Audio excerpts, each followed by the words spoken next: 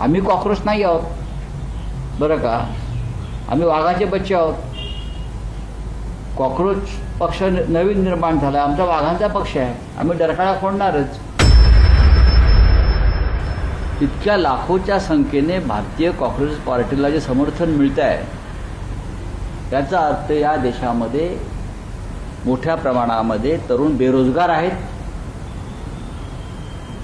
अस्वस्थ आहेत, चिंतेत आहेत. त्यांना भारतीय जनता पक्षापासून अपेक्षाभंग झालेला आहे. त्याच्यामुळे कॉक्रोच पार्टीला एवढं समर्थन मिळत आहे. हे या देशाचं दुर्दैव आहे.